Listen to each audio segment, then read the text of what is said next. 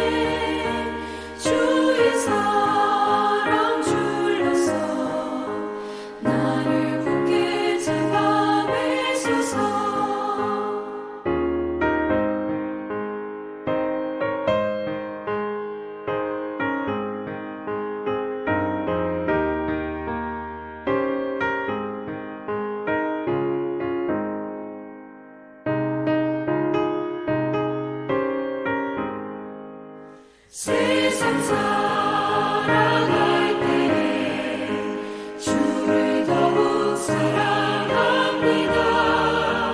밝고 빛난 천국에 나의 영혼 들어가겠네. 날마다 주를 찬송하겠네. 주의 사랑 줄로서 나를 굳게 잡아 매소서. 아멘.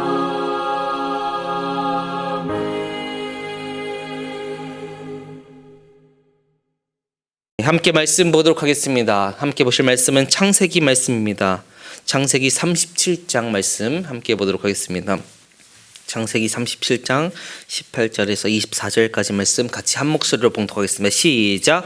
요셉이 그들에게 가까이 오기 전에 그들이 요셉을 멀리서 보고 죽이기를 꾀하여 서로 이르되 꿈꾸는 자가 오는도다.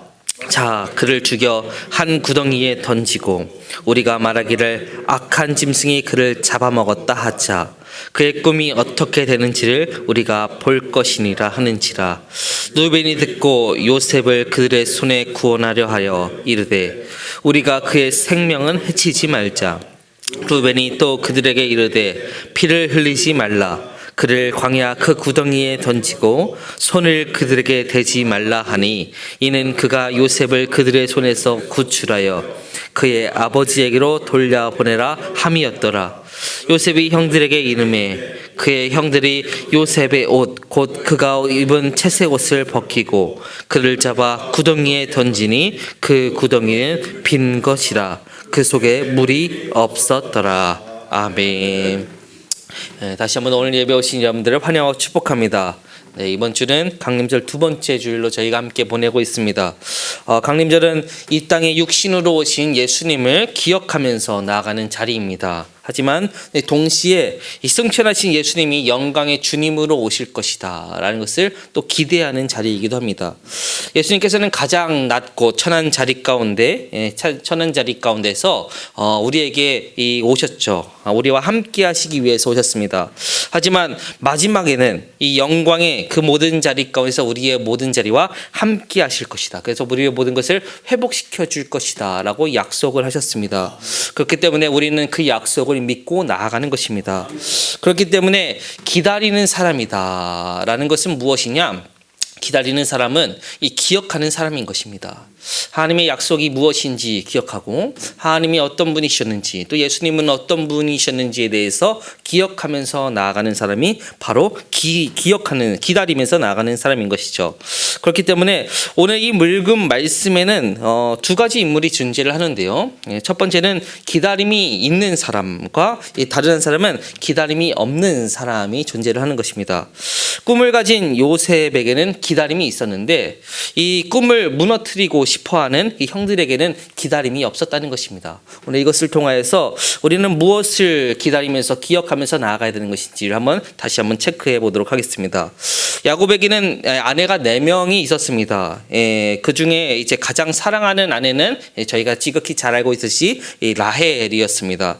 이 라헬이 첫 번째 낳은 아들이 바로 요셉이었습니다. 그래서 이 요셉은 총 12명의 아들 중에 11번째 아들이 되는 것이죠.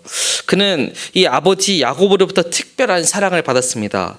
하지만 이 다른 형들은 그런 요셉을 굉장히 못마땅하게 여겼죠. 그래서 특별히 그가 이 자신의 꿈 이야기를 할 때마다는 이 굉장히 형들은 화를 냈습니다. 사실 저도 성경을 읽으면서 요셉이 이야기하는 그 꿈을 보게 되면요, 나 같아도 화가 났을 것 같다 싶습니다. 굉장히 좀 남을 무시하는 것 같은 경향이 있기 때문인 것입니다. 오늘 보면 좀 앞절에 보면 창세기 6장 7절, 창세기 37장 6절과 7절을 보시면 요셉의 꿈에 대해서 이렇게 이야기하는데, 요셉이 그들에게 이르되 청하건대 내가 꾼 꿈을 들으시오. 우리가 밭에서 곡식단을 묶더니 내 달은 일어서고 당신의 달은 내 달을 둘러서서 절하더이다. 형들을 무시해도 유분수가 있지. 이건 명백히 정치적인 꿈이라는 것이죠. 이 권력에 대한 이 모습을 드러내는 것이라는 것이죠. 요셉은 제대로 다 알지 못하고 이야기했다고는 하지만 그럼에도 불구하고 이것은 누가 뭐래도 이 정치적으로 자신이 강력한 힘을 가질 것이고 이 다른 형들은 자신의 발 앞에 굴복하게 될 것이다 라는 것을 드러내는 그런 꿈이라는 것이죠. 그래서 이 말의 뜻은 무엇이냐? 형들은 내게 절하는 자가 될 것입니다. 형들은 내 부하가 될 것입니다 라는 그런 뜻이라는 것이죠. 그런데 이런 꿈을 한 번만 꾼 것이 아니죠. 또 한 번 더 꿨습니다. 9절에 보면 또 다시 요셉이 꿈을 꾸고 그의 형에게 말하되 이르되 내가 꾼 꿈을 꾼즉 해와 달과 11별이 내게 절하더이다 라고 말하고 있다는 것이죠. 아버지도 어머니도 형들도 다 내게 나와 무릎을 꿇고 절할 것입니다 라고 말한다는 것이죠. 이 이야기를 들은 이 다른 사람들은 굉장히 이것을 괘씸하다라고 여기는 것이죠. 아버지도 이 반응은 굉장히 괘씸하다였다는 것입니다. 그래서 아버지도 이 요셉을 굉장히 꾸짖습니다. 하지만 이 아버지 야곱에게는 한편에 좀 기대감이 생기는 거죠. 왜냐하면 내가 가장 사랑하는 아들 중에 한 명인데 내가 그럼에도 이 12명의 아들 중에서도 가장 아끼는 이 한 명이 좀 뭔가 특별한 것 같아 보이는 거예요. 그래서 이 녀석은 뭔가 좀 될 것 같구나, 이 녀석은 뭔가 좀 할 것 같구나 하는 뿌듯함이 들었다는 것이죠. 그래서 이 아들에 대해서 이 야곱이 요셉에 대해서 좀 다른 애정이 생겼다라고 이 성경은 기록하고 있습니다. 11절을 보시면 그의 형들은 시기하되 그의 아버지는 그 말씀을 간직했더라라고 말한다는 것이죠. 근데 형들은 어땠습니까? 형들은 굉장히 이 말을 시기했다는 것이죠. 왜냐하면 남자는 힘의 존재이기 때문인 것입니다. 누가 더 많은 힘을 가졌는가? 누가 더 큰 권력을 가졌는가? 누가 더 높은가? 이것이 바로 남자들의 첫 번째 관심이라는 것이죠. 그렇기 때문에 이 형들은 요셉의 꿈을 금방 정치적으로 금방 해석해버린 것이죠. 이 요셉이 나를 짓누르려고 하는구나, 쟤는 언젠가 나를 짓누를 수밖에 없는 존재이구나, 그렇기 때문에 내가 쟤를 어떻게든 없애버려야겠다라는 생각을 했다는 것이죠. 남자들이 서로 만나면 가장 먼저 하는 것이 무엇이냐? 이 사람이 나보다 나이가 많은가, 적은가를 우선 화학을 합니다. 그래서 나이가 몇이세요? 라는 것을 먼저 묻습니다. 예, 나보다 나이가 많으면 내가 좀 숙여야 되는 것이고, 내가 좀 나이가 많으면 내가 조금 더 우습할 수 있는 것이고, 그것을 통해서 우리는 누가 더 높은가를 파악하게 된다는 것이죠. 그래서 우리는 앞으로의 관계를 이런 것으로 통해서 설정하게 되는 것입니다. 그래서 요셉의 형들은 사실 그런 것이죠. 내가 요셉보다는 형인데, 나이가 많은데, 내가 요셉보다는 이 산 세월이 얼마나 더 되는데 이 요셉에게 내가 짓눌려서는 되겠는가? 내가 그래서 요셉이 우리의 왕이 된다고? 그것은 내가 용납할 수가 없다. 그래서 그렇기 때문에 요셉을 더욱더 미워하게 된 것입니다. 어떻게 보면 사실 이 동생의 꿈이 이 치기 어린 그런 어리석음으로 좀 비춰질 수도 있는데, 이 형들이 이 동생의 꿈을 그냥 단순히 그렇게 어리석인 애교로 받아들일 수 없었던 것은 이 한 가지 이유가 있었습니다. 그것은 무엇이냐? 형들에게는 꿈이 없었기 때문입니다. 형들은 이 꿈꿀 수가 없었습니다. 그들에게는 꿈꾸는 것이 불가능했습니다. 나에게는 어떤 꿈이 있다라는 것이 생각이 들지 않았기 때문인 것이죠. 그렇기 때문에 자신에게는 특별히 이 바랄 만한 것, 내세울 만한 것이 없다라는 생각이 드는데, 이 동생은 뭔가 독특한 거예요. 이 그가 꾸는 꿈은 뭔가 다른 거예요. 그러니까 더욱더 시기 질투가 되는 것이죠. 이 변화될 가능성과 희망을 상실한 자들 가운데는 이 어떤 모습이 일어나게 되느냐? 이 내면의 세계가 뒤틀리고 이 도끼가 품어지게 됩니다. 이 내 삶 가운데서 이 내가 더 이상 변할 것이 없다라고 생각이 들게 되면, 소망이 없어지게 되면 내 안에 살아나는 것은 도끼밖에 없습니다. 도끼가 넘쳐 흘러나게 되면 어떻게 되냐? 삶이 우울해지고, 삶이 또 단조로워지고, 삶이 지루어지는 것이죠. 그래서 굉장히 독설가가 되고, 굉장히 냉소적인 인생이 되고, 굉장히 공격적인 인생이 된다는 것이죠. 우리의 삶이 소망 없이 나아가기 때문인 것입니다. 소망 없는 불행, 기다림을 상실한 불행이 쌓여지게 되면 이 우리의 삶 가운데서 이 기다림이 없기 때문에 꿈을 잃어버리게 된다는 것이죠. 여러분들의 삶은 어떠하십니까? 여러분들의 삶 가운데서 삶이 지루하다라고 생각이 되시나요? 삶이 우울하다라고 생각이 되시나요? 아니면 삶이 좀 권태롭다라고 생각이 되시나요? 아니면 치밀하게 끓어오르는 분노가 있으십니까? 그러면 그것은 무슨 뜻이냐? 내 자리 가운데서 내 꿈이 조금씩 사라지고 있구나라는 것을 의미할 수도 있는 것입니다. 내 자리 가운데서 나를 새롭게 할 수 있는, 나를 변혁시키고자 하는 이 하나님의 소망이 조금씩 사라지고 있는 것입니다. 그렇기 때문에 이럴 때 우리는 경계심을 가지고 하나님의 꿈이 무엇인지, 하나님이 나에게 말씀하신 기다림이 무엇인지 우리는 다시금 체크해 볼 수 있어야 한다는 것이죠. 요셉은 큰 꿈을 꾸었습니다. 그가 꾼 꿈은 그래서 앞으로 굉장히 크게 이루어지게 될 것입니다. 그래서 이 모든 자리 가운데서 요셉은 그것을 이루기 위해서 한 발자국 내딛는 것이죠. 그런데 이 요셉의 어린 시절은 굉장히 좀 제가 볼 때는 너무나 이 자기중심적입니다.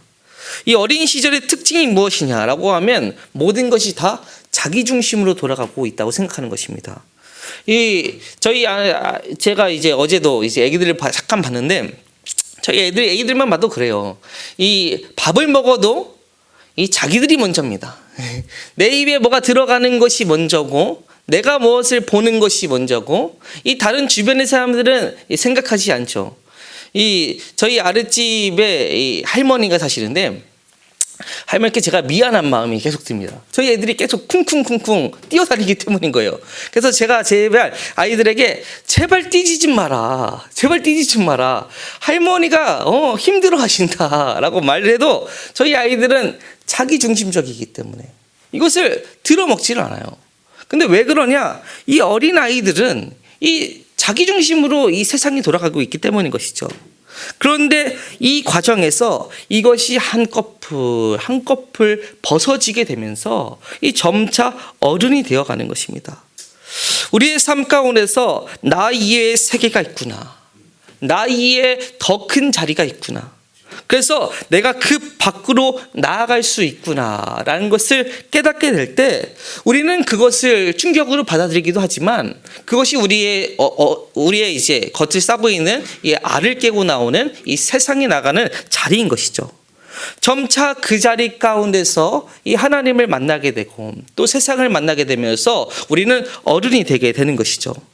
그런데 요셉은 그 자리 가운데서 아직 형들을 이해하기에는 너무나 어렸다는 것입니다. 그렇기 때문에 형들의 자리를 이해하지 못하였습니다. 그래서 이 너무 자기중심적인 모습으로 나가게 되는 것이죠. 그래서 형들 가운데는 이 형들은 요셉을 시기 질투할 수밖에 없었다는 것이죠. 그러다가 오늘 본문의 말씀에서 이렇게 말하고 있죠. 이 19절과 20절의 말씀을 보면 서로 이르되 꿈꾸는 자가 오는도다. 자 그를 죽여 한 구덩이에 던지고 우리가 말하기를 악한 짐승이 그를 잡아먹었다 하자. 그의 꿈이 어떻게 되는지를 우리가 볼 것이니라 하는지라. 이제 형들의 질투심이 이제 어떻게 되는지가 나아가는 것이죠. 형들이 이 요셉을 죽여버리겠다, 좀 상하게 하겠다라고 마음을 먹은 것입니다. 이 시기란 바로 굉장히 무서운 것이죠. 시기란 미움을 낳게 된다는 것이죠. 미워하기 시작하면 이 분노가 쌓이게 됩니다. 그 분노가 쌓이면 오늘 본문의 말씀처럼 이 동생마저 살인하는 그런 자리 가운데 나가게 되는 것이죠. 오늘 본문을 읽으면 떠오르는 또 성경의 구절들이 또 있습니다. 바로 가인과 아벨에 대한 내용인 것이죠.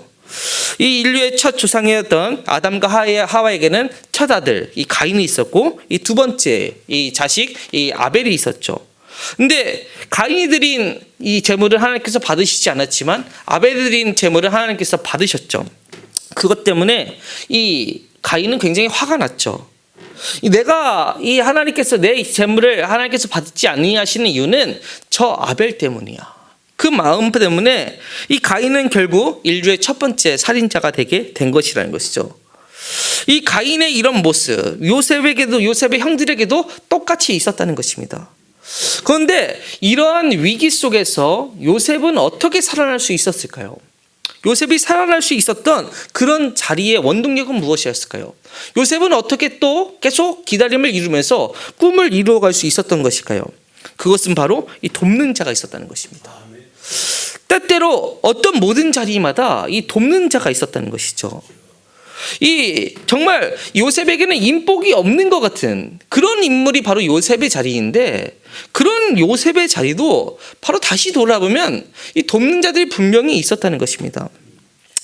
이 형제들이 요셉을 죽이려고 할 때 마청 르우벤이 이렇게 얘기합니다. 21절을 보시면 르우벤이 듣고 요셉을 그들의 손에서 구원하려 하여 이르되 우리가 그의 생명은 해치지 말자라고 이야기합니다. 모든 형제들이 다 나서서 이 요셉을 죽이려고 할 때 이 르우벤이 있었다는 것이죠. 르우벤이 그를 그냥 생명은 살려두자라고 얘기했다는 것이죠. 그리고 그때 마침 애굽으로 가는 장사꾼이 있어서 그 장사꾼에게 요셉을 팔아버렸다는 것이죠. 요셉이 애굽에 가면 어떻게 우리에게 올 수 있겠느냐? 그러면 우리는 돈도 벌고 요셉도 안 볼 텐데, 그렇기 때문에 요셉을 죽이지 않고 요셉을 살릴 수가 있었다는 것입니다.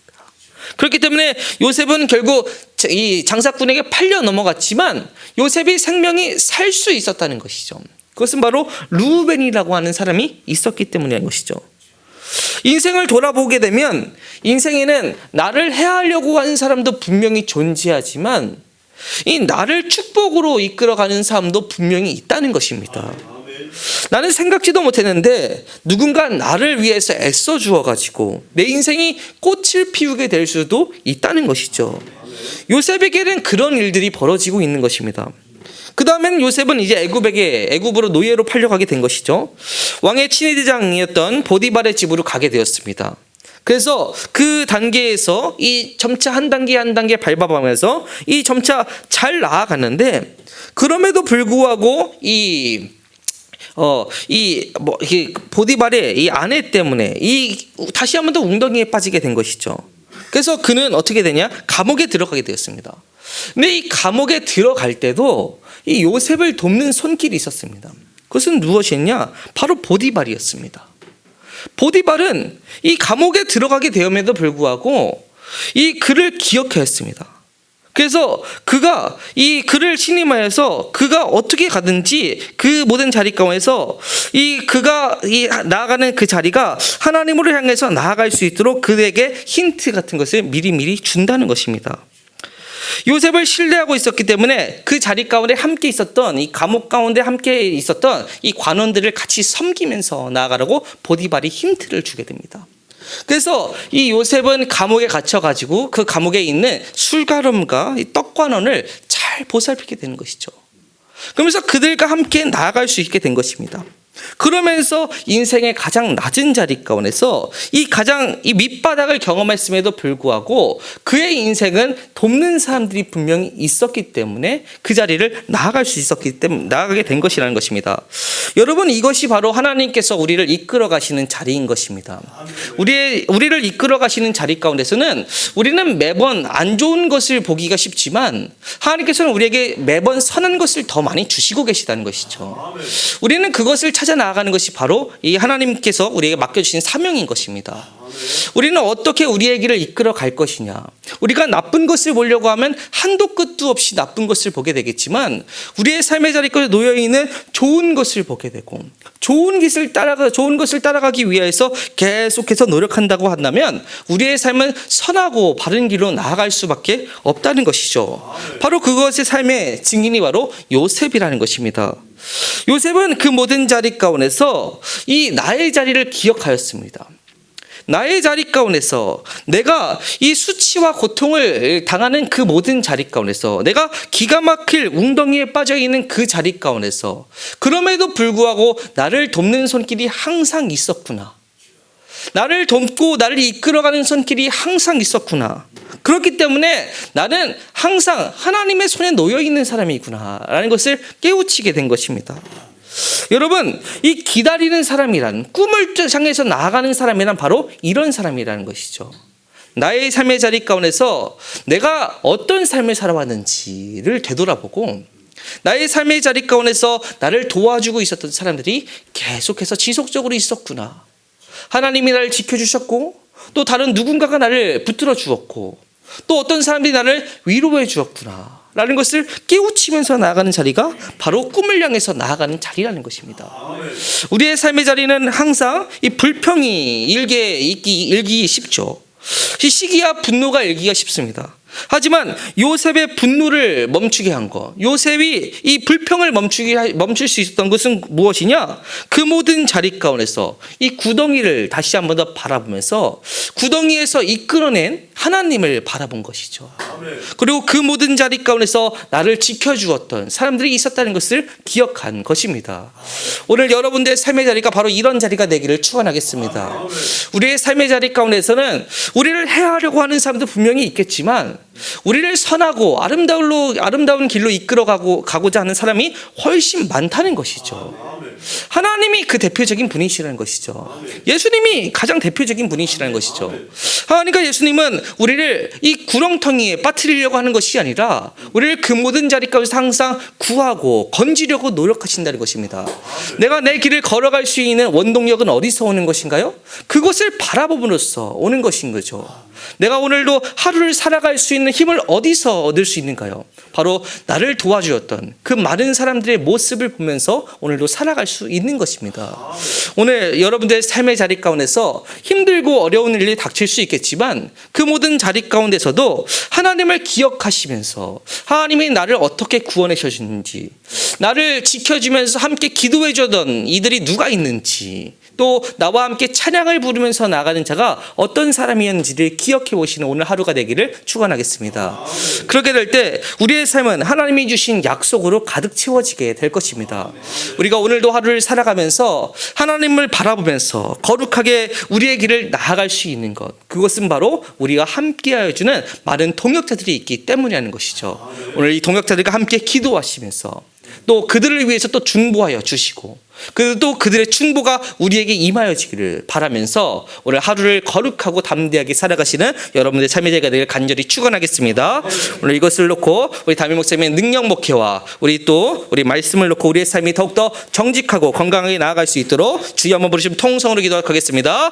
주여, 사랑과 은혜가 충만하신 하나님 아버지, 주여 오늘도 주님과 동행하면서 나아갈 수 있도록 저희의 삶을 붙들어 주심 너무나 감사합니다. 주여, 주님께서 우리의 눈물을 닦아 주시옵고, 주여 우리의 아픔을 위로하여 주시옵고, 주여 주님의 평안의 자리를 저리 이끌어 주시면 너무나 감사합니다. 나아가는 모든 자리의 순간순간이 주여 주님으로 인하여서 기쁨이 얻었음을 더욱더 주여 확증 얻어서 나갈 수 있도록 인도하여 주시옵고, 주여 주님과 동행함이 저희의 삶의 가장 큰 기쁨이 될 수 있도록 인도하여 주시옵소서. 내가 가는 걸 모든 발걸음 가운데서 나 혼자 걸어가는 것이 아니라 주여 주님과 동행하면서 걸어가고 있음을 주여 기억하게 하여 주시옵소서. 그래서 내가 가는 이 소망의 길이 외로운 길이 아니라 주여 두려운 길이 아니라 주여 담대함과 주여 아름다움으로 주여 꽃피우는 길이 될 수 있도록 인도하여 주시옵고, 서로가 협력함으로 주여 이 길을 완성하여 나가는 주여 거룩한 사명이 주어질 수 있도록 인도하여 주시옵소서. 함께 나가는 동역자들을 세워주시옵소서. 주여 주님을 위하여서 더욱더 기도할 수 있는 동역자들이 넘쳐날 수 있도록 주여 이 자리를 더욱더 붙들어 주시옵고, 주여 주님과 동행함으로 주여 서로를 위로하여 주는 주여 함께하는 주여 많은 위로자들이 넘쳐날 수 있도록 이끌어 주시옵소서. 우리 교회에 가는 모든 길 가운데서 주여 서로를 위하여서 주여 충보하여 주는 충보의 기도가 넘쳐 올라갈 수 있도록 인도하여 주시옵고, 이 기도를 통하여서 주여 각자의 삶이 세워지고 주여 주님이 말씀하신